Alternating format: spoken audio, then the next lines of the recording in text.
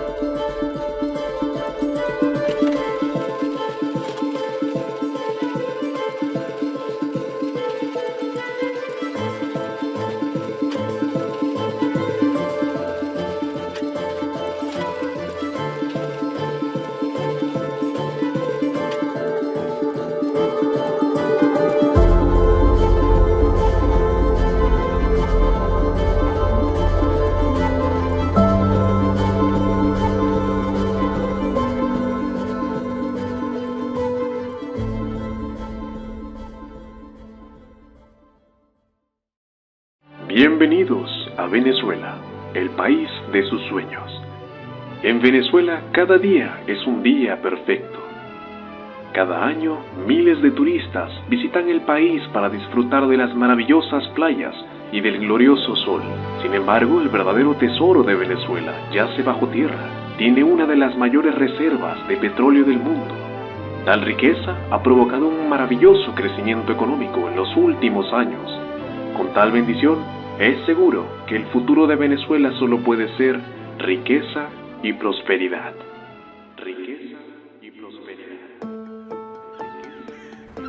Llegamos a Venezuela después de un viaje en barco que duró 3 semanas. Era diciembre de 1952. No teníamos parientes ni contactos y apenas hablábamos unas pocas palabras de castellano. Yo tenía 27 años. Lo único que quería era comenzar una nueva vida, tener un trabajo, ser una persona normal. En aquella época, Venezuela era un destino idílico. La tierra del petróleo, el mar turquesa y playas soñadas. ¿Quién se hubiera imaginado que medio siglo más tarde iba a tener que irme del país? Que volvería a estar en peligro por el solo hecho de ser judía.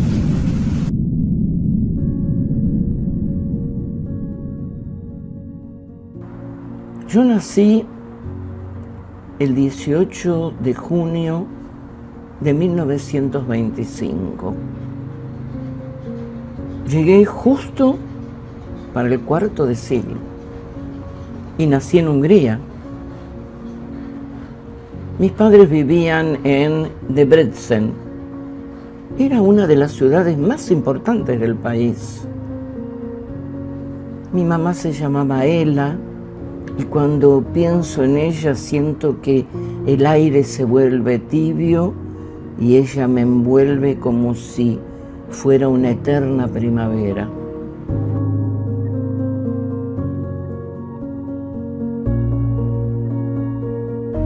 Mi papá se llamaba Emil. Era un muchacho guapo, trabajador. Se había casado muy jovencito con mí, lo que significaba que tenía la responsabilidad de mantener a su familia. Así que ni bien se casaron, tuvo junto a un socio una zapatería. En realidad, ese oficio no le gustaba. Él era otra cosa. A él le gustaba unir a la gente, es decir, lo que nosotros decimos en yiddish, un shadchan, un casamentero. En esa época, los jóvenes teníamos pocas ocasiones de conocernos. Por eso, para formar una pareja, la gente recurría a ellos, a los casamenteros. Y mi papá era uno de los mejores de toda Hungría.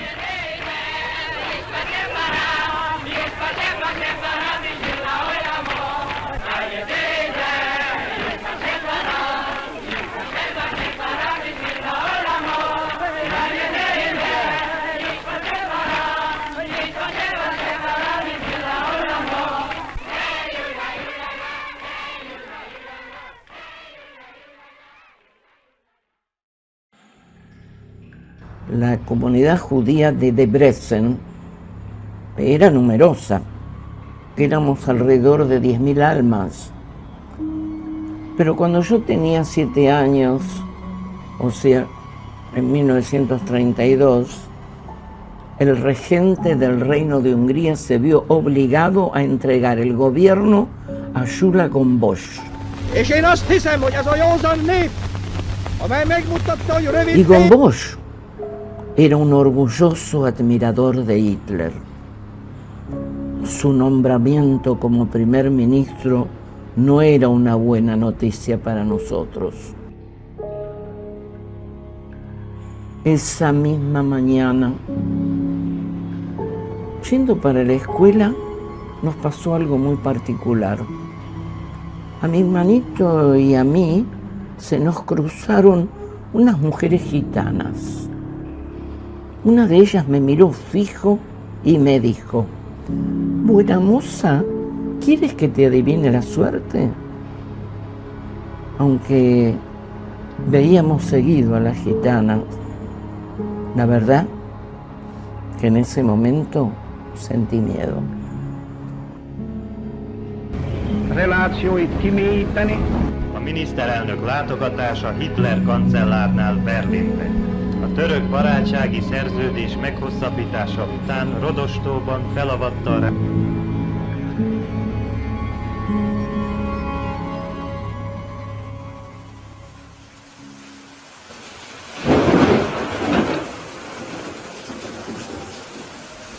Mi papá, lo digo muy orgulloso, era muy buen casamentero, pero con la zapatería no le iba bien. Un día cerró el negocio, salió a vender seguros para una importante compañía húngara. Esa compañía le asignó como lugar de destino una ciudad pequeña. Estaba al este del país, se llamaba Nyírbátor.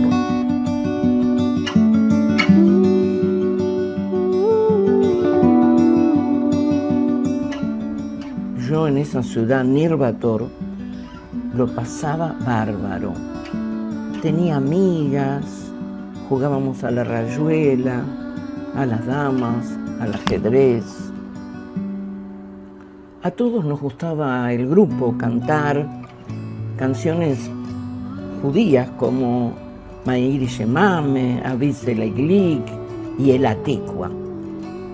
Pero mi favorita era un villancico navideño llamado O Tannenbaum.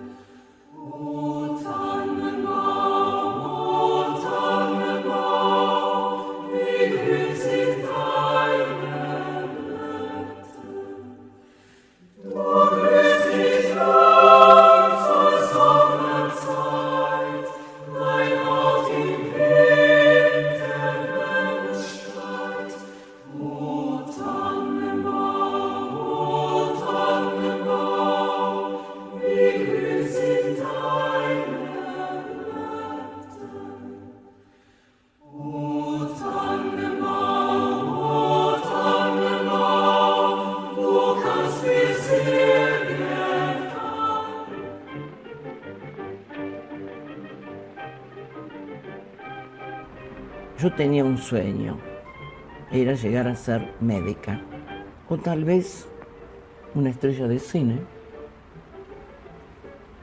Me encantaba ver las películas de Greta Garbo. Y a mis padres también les gustaba la Garbo. Pero cuando hubo que elegir les pareció mejor que estudiara medicina. Así que me inscribieron en una escuela secundaria.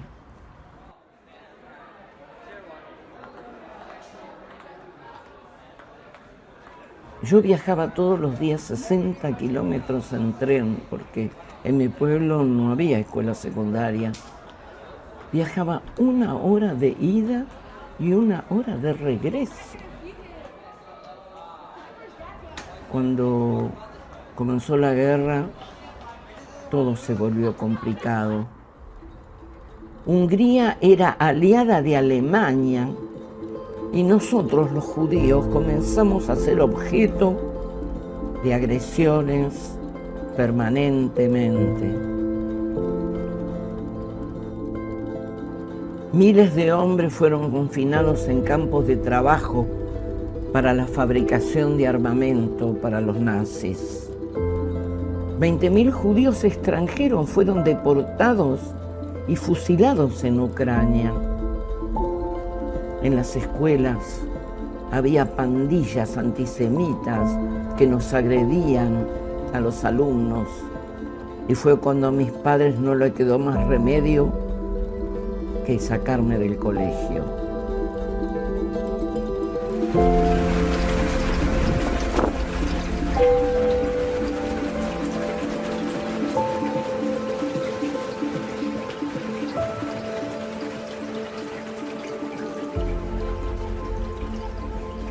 Nos obligaron a usar la estrella amarilla y en los pasaportes de los hombres anotaban el nombre Moisés y en las de las mujeres Sara para identificarnos.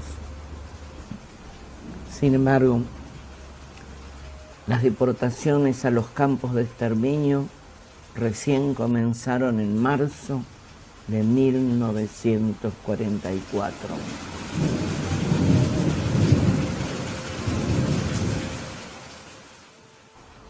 Se sabía que el gobierno húngaro iba a romper relaciones con el Eje y firmaría la paz con los aliados. Y fue cuando Hitler ordenó invadir Hungría. Fuimos reunidos en guetos, trasladados masivamente a los campos de concentración. En solo 4 meses, más de 400.000 judíos llegaron a Auschwitz.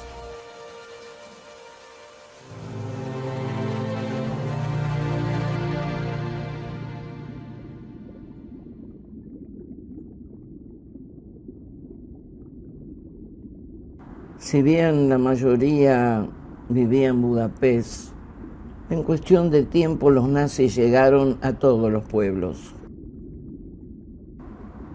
Mis padres estaban aterrados. Estábamos en primavera, cerca de la celebración de Pesaj. Era una mañana luminosa, una brisa fresca soplaba. Temprano, alguien golpeó la puerta. Traigo una orden del comando SS para Emil Gerberman y toda su familia. Teníamos que presentarnos a las 12 horas en la sinagoga del pueblo. Debíamos llevar ropa y algunas pertenencias personales. El soldado nos advirtió que debíamos acatar las órdenes. En caso contrario, seríamos fusilados. En silencio, tristes, hicimos la valija lo más rápido que pudimos. Papá cerraba la puerta con llave, los vecinos se asomaron para saludarnos y desearnos suerte. Por las expresiones de sus rostros, nos dimos cuenta que no era un buen augurio.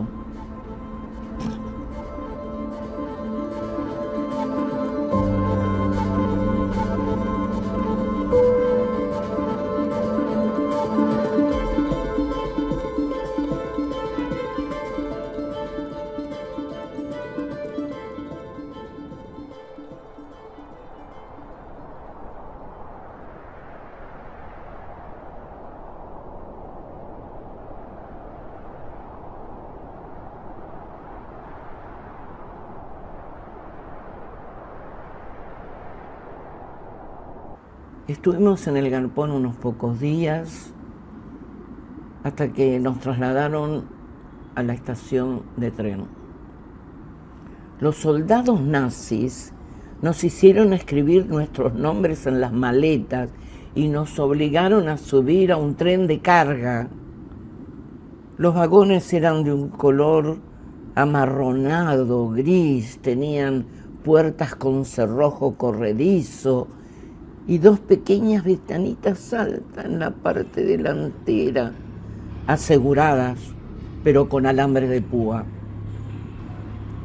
Cuando se completó el vagón, el ruido seco del cerrojo sonó como una sentencia.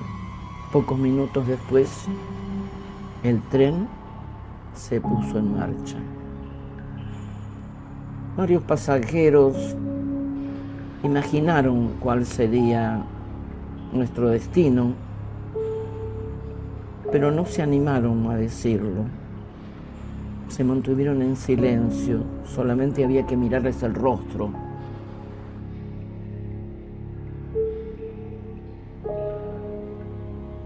Al amanecer entraron al vagón algunos rayos, anunciaban la salida del sol, era el alba.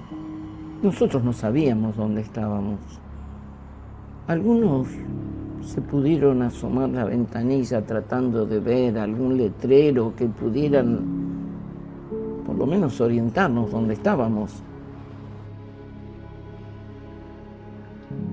Y todo se quebró cuando se oyó la voz de un muchacho que nos anunció: hay una señal que dice Auschwitz-Birkenau. Estábamos llegando. El tren se detuvo. Reinaba un silencio absoluto, hasta que los soldados abrieron las puertas del vagón. Nos pidieron que formáramos una fila larga y en el otro extremo el doctor Mengele examinaba a los reclusos. Llegó nuestro turno.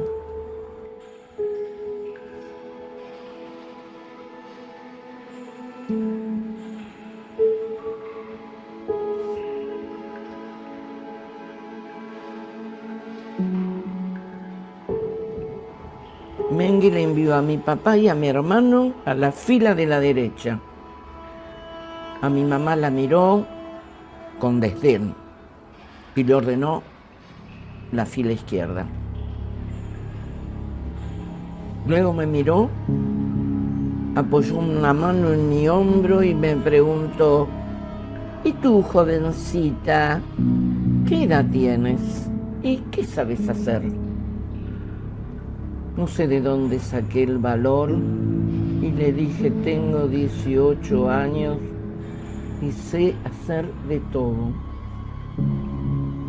Mengele arqueó las cejas, se sonrió irónicamente y me dijo: ya veremos, ponte en la fila de la derecha. Cuando nuestra fila comenzó a marchar, comprendimos que nos separaban de mamá. Ese mismo día, toda su fila, toda esa gente fue asesinada en las cámaras de gas.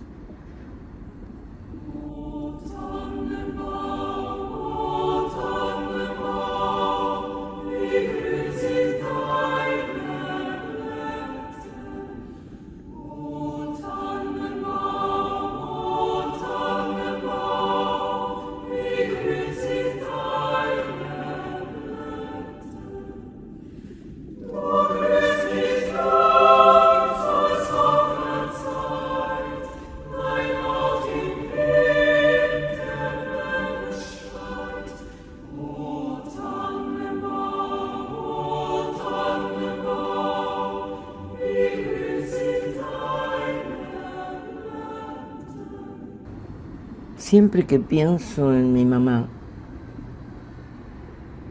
tengo presente esa mañana, todo lo tengo tan claro porque fue brutal. Yo misma me miro con esa expresión tranquila y amorosa, ligeramente triste, pensando que ella sabía lo que iba a pasar y que intentó de alguna manera darme la fuerza para que yo siguiera adelante.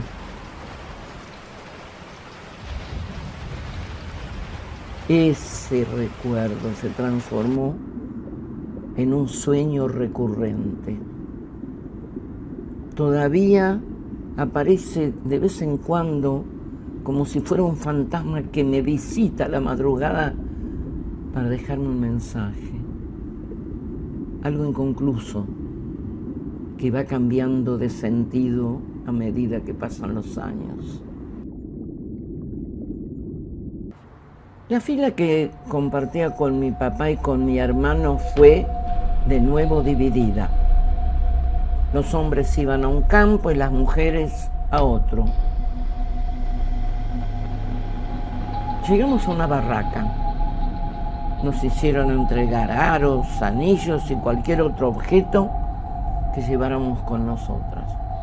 Nos hicieron desnudar y colgar la ropa en un perchero inmundo. Los soldados nos empujaron con brutalidad. Nos raparon las cabezas, nos afeitaron las axilas y el vello púbico. Nos enviaron a baños. Tendríamos 2 minutos para ducharnos. Ahí fue donde todas cruzamos nuestras miradas, porque supimos que las duchas podían ser una trampa mortal y que las puertas podían cerrarse herméticamente para asearnos. Estábamos a punto de morir cuando comenzó a salir el agua. Fue un alivio. Yo todavía estaba aturdida, porque estaba sola, separada de mi familia, y lo único que pensaba era en el agua.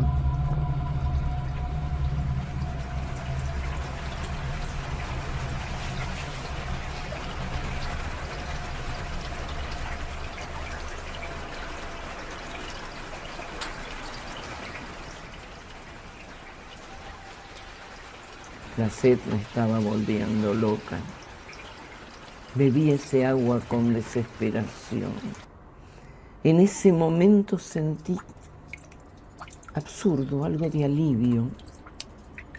Y al salir de la ducha, a todas nos pincelaron la cabeza, las axilas y las ingles con un líquido de color indefinible que picaba y olía.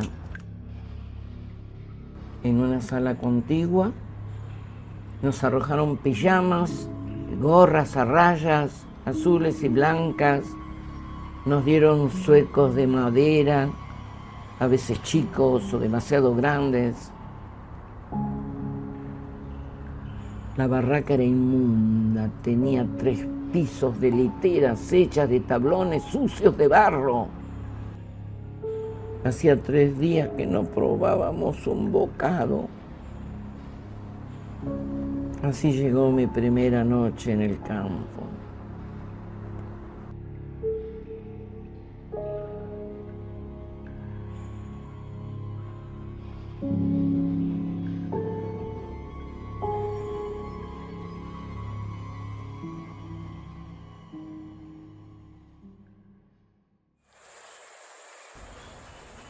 Junto con un grupo de las nuevas reclusas, fui destinada a trabajar en la fábrica de bombas y granadas Union Work, que funcionaba en el lager de Birkenau. La fábrica estaba instalada en un búnker subterráneo. Del techo colgaba un sinnúmero de lámparas con luces muy potentes. Los oficiales nos ubicaron frente a una caja de cápsulas metálicas vacías y nos dieron instrucciones precisas acerca de cómo debíamos proceder. Primero debíamos mezclar la pólvora y había otros productos químicos y esquirlas metálicas. Todo eso había que mezclarlo con sumo cuidado y en las debidas proporciones. Luego debíamos colocar esa mezcla dentro de las cápsulas, cerrarlas herméticamente y colocar los percutores.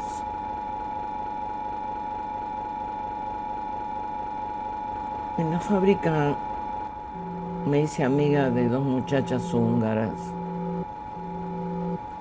Nos hicimos inseparables. Uno se llamaba Ibola Schwarz. Como apodo le pusimos Baba. Y Rosa Keisle. Fue algo providencial. Sin ellas, yo no hubiese logrado sobrevivir.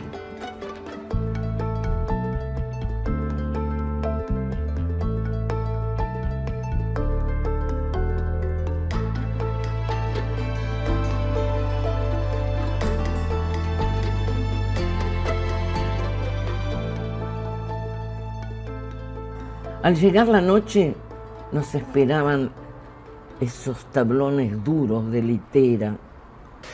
Allí yo trataba de conciliar el sueño. Estaba tan cansada que me dormía inmediatamente. Y algo increíble, también soñaba. Tenía pesadillas, muy realistas, Debido al hambre y al agotamiento me enfermaba y era llevada a las duchas. Pero cuando abría el grifo, en vez de agua salía un gas espeso. Yo intentaba cerrarla, pero no podía y comenzaba a asfixiarme.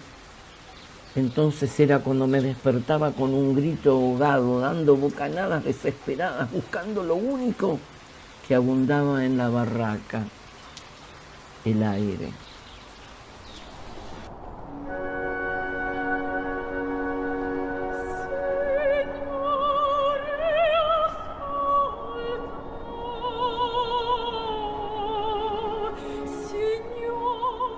Una de las reclusas era una famosa cantante de ópera, Baba. Rosa y yo solíamos pedirle que cantara para nosotras, para entretenernos, para olvidar. Ella se levantaba con alguna dificultad de su litera, arrastraba el esqueleto cansado y así todo nos cantaba, apenas susurrando, perdida con su mirada, vaya a saber dónde.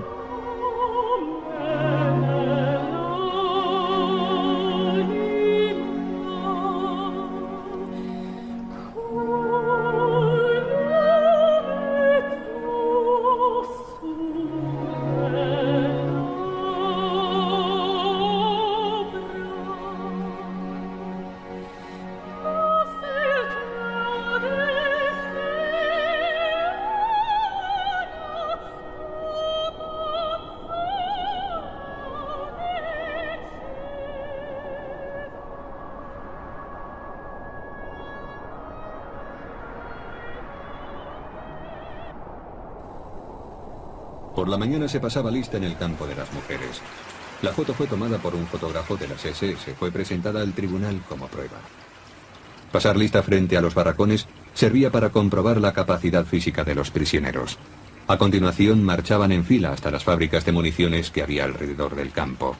Los enfermos y los débiles acababan con frecuencia en la cámara de gas. También se ven en la foto niños y adolescentes. Muchos de ellos murieron a los pocos días de su llegada. Fueron asesinados al no poder utilizarlos como esclavos. Pensar que escuché una y mil veces estas mismas historias. Y no puedo creer que yo misma he estado ahí y que haya sobrevivido. Una mañana, una de las capos arrojó en el piso de la barraca la página de un diario del 7 de junio de 1944. Hablaba sobre el desembarco de las tropas aliadas en la costa normanda de Francia. La tierra temblaba con cada nuevo bombardeo. Mientras los alemanes iban a los refugios, nosotras nos acurrucábamos en el suelo, abrazadas, nos dábamos ánimo, imaginando que el fin de la guerra estaba cerca, que los aliados pronto nos liberarían. Ese momento de reencontrarnos con nuestros padres y hermanos se acercaba.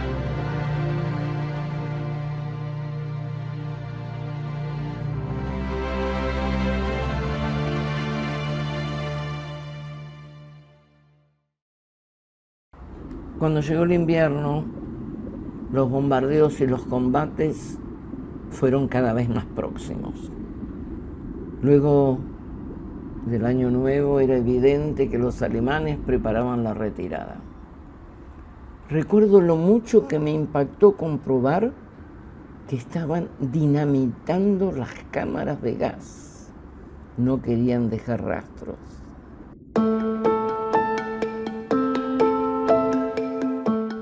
Fue en la madrugada del 27 de enero de 1945 cuando el comandante de las tropas alemanas dio la orden de formar filas y marchar hacia la salida del campo.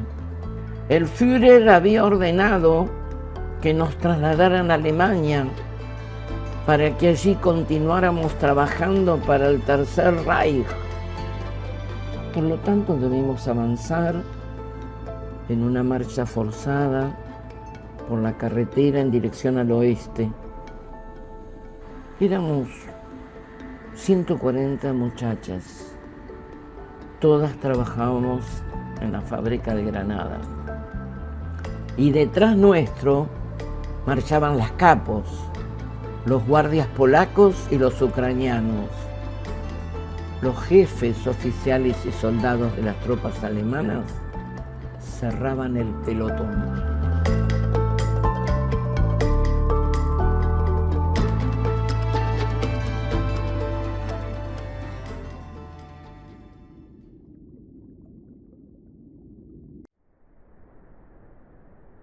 A medida que avanzábamos, el frío del invierno se transformaba en nuestro otro enemigo. A cada paso que daba, la nieve acumulada en el camino me iba congelando los pies. Ocurrió algo sorprendente. Los soldados alemanes que marchaban detrás nuestro se adelantaron y comenzaron a apurar el paso, dejándonos atrás. Huían de un posible enfrentamiento con las tropas rusas. Apenas unos minutos más tarde, nos perdimos de vista. Nuestra primera reacción fue instintiva, detenernos, retroceder, pero Baba, Rosa y yo decidimos que no volveríamos con los demás.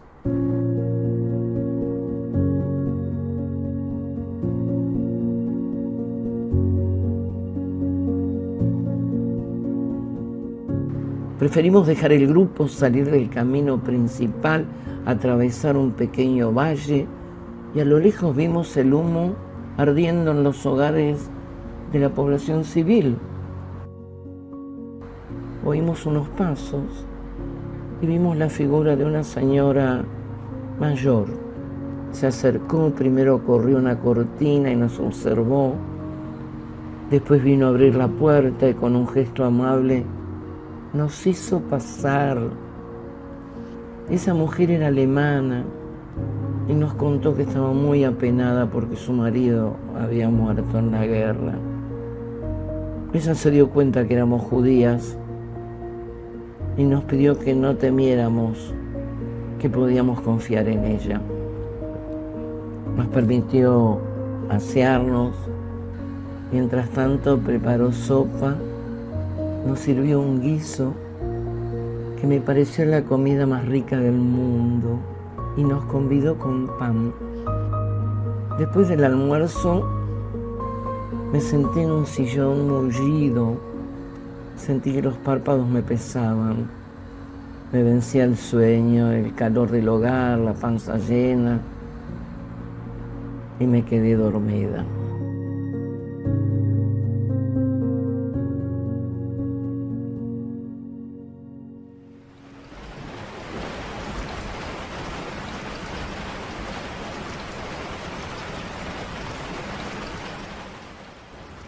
De pronto un ruido seco retumbó dentro de la cabaña. Eran 4 soldados rusos. Nosotros enseguida nos identificamos como yidokkas, es decir, como judías. Uno de esos muchachos se presentó como el jefe de la patrulla. Nos dijo que no temiéramos, que sabían de nuestro sufrimiento. Nos contó que su nombre era Sergei, que era judío. Pasamos al yiddish y en unos minutos éramos como una familia.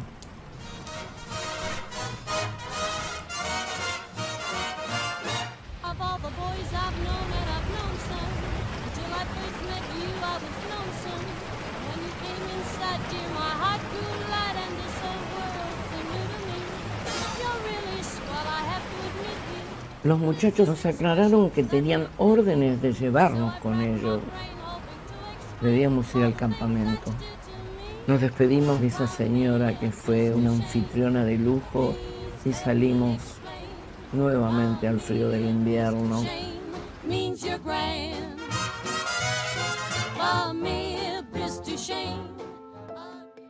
Luego de una caminata de media hora, llegamos. Allí nos recibieron con menos afecto. Nos dieron pala y nos señalaron una trinchera a medio cavar. Otra vez nos convertíamos en mano de obra esclava, aunque esta vez para el bando antinazi. A media tarde vi que a Rosa se le resbalaba la pala de las manos. Levanté la vista y observé que a menos de 100 metros había un paso a nivel de ferrocarril. Mientras imaginaba ese plan, oí el pitido de la botina de una locomotora. Entonces dejé la pala, miré a mis 2 amigas, bastó solo un gesto, las 3 salimos, corrimos a toda marcha y fue cuando saltamos a uno de los vagones. ¿Hacia dónde nos llevaría nuestra suerte? Los nombres de las estaciones polacas nos resultaban completamente desconocidos. Así pasamos los siguientes 6 meses, recorriendo distintos países. Tuve la sensación de libertad luego de haber estado condenada a muerte durante meses.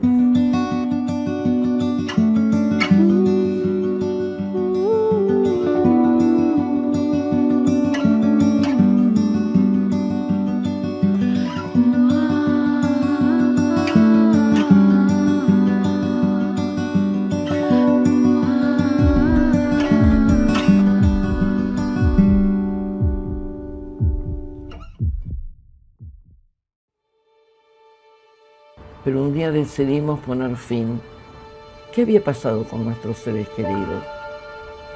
Me despedí de Baba y de Rosa y al llegar me invadió una terrible ansiedad de caminar por esas callecitas donde un anciano me dio la dirección de mi primo, Andor Schwartz. Él no tenía noticias, ni de mi padre ni de mi hermano. Hasta que una mañana apareció Rachel, una de las mejores amigas de mamá. Traía noticias. Nos dijo que Emil, mi padre, aún vivía. Estaba internado en un hospital húngaro en la ciudad de Debrecen. El hospital estaba a pocas cuadras de la estación. Subí las escaleras con una sensación extraña. Estaba tratando de encontrar a papá, a mi papá. A mi papito, entre todas esas caras maltrechas. Al sentir mi cercanía, mi papá alcanzó a entreabrir sus ojos. con una sonrisa triste y unas palabras simples, hermosas, que todavía guardo en mis oídos, me dijo: mi pequeña Ana.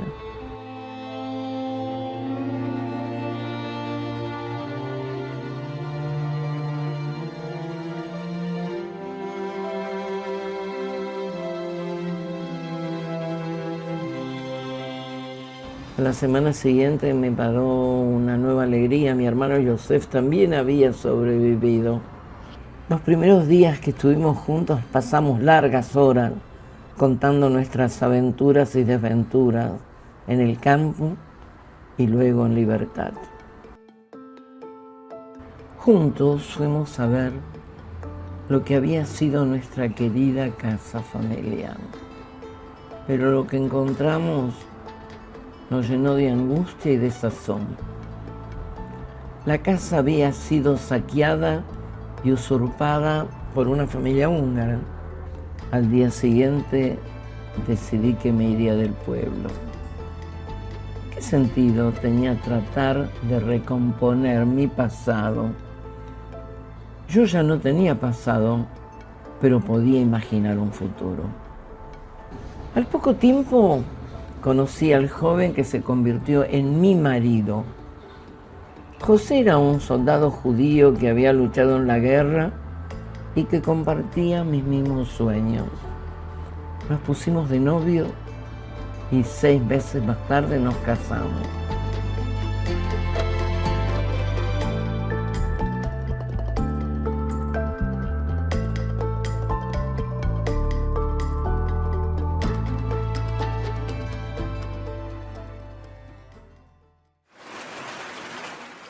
La situación económica en Hungría era desesperante.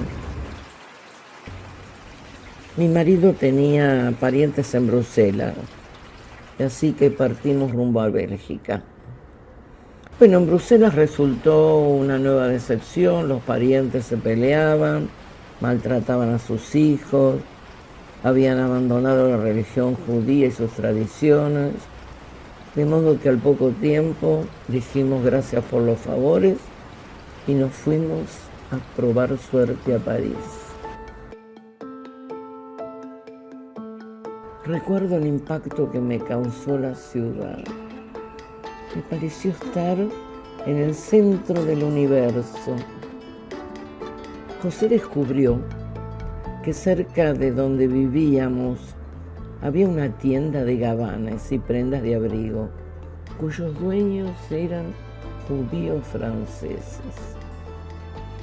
José habló con ellos y le propuso que nos prestaran máquinas de coser y los materiales necesarios, y nosotros confeccionaríamos las prendas a cambio de una módica retribución.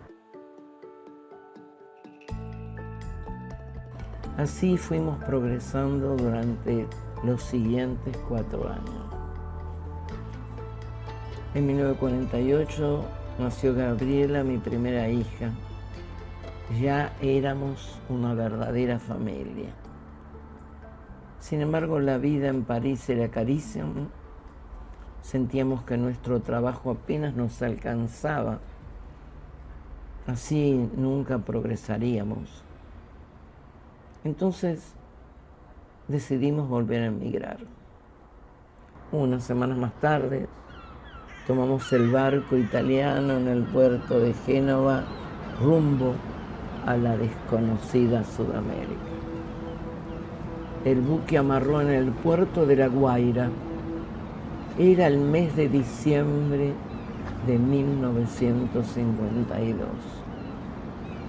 Nos instalamos en el barrio de Maramaros, subalquilamos un cuarto. Mucha gente estaba buscando oportunidades para crecer económicamente y nosotros no éramos la excepción.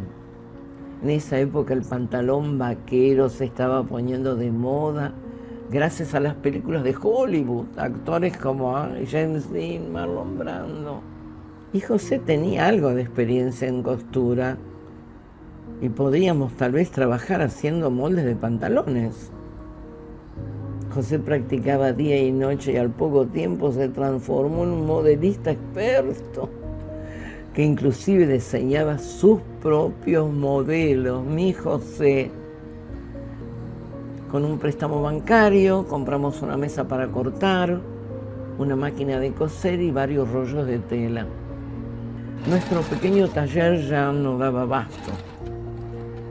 Al cabo de unos años de crecimiento constante, alquilamos un local sobre la misma calle donde vivíamos, que con los años llegó a tener 1000 empleados.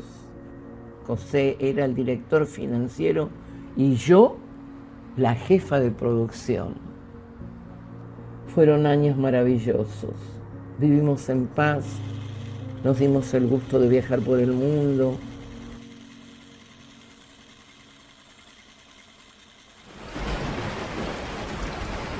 Pero la felicidad tiene fecha de vencimiento. En el año 2004 falleció José. Quedé viuda. Nuestro hijo Miguel se hizo cargo de la empresa. Con la llegada de Chávez al poder, ser empresario y judío era considerado una doble afrenta. El gobierno rompió relaciones diplomáticas con el Estado de Israel y se alineó con sus peores enemigos. En 2010, después de vivir 58 años en Venezuela, tomé nuevamente el camino del exilio. Me radiqué en Buenos Aires. Y esa es mi historia, aunque todavía no terminó. Estoy segura de que todavía me queda mucho por hacer. Y una de esas cosas es precisamente lo que estoy haciendo ahora, contarla. Contar todo lo que he vivido es mi deber como sobreviviente, como judía.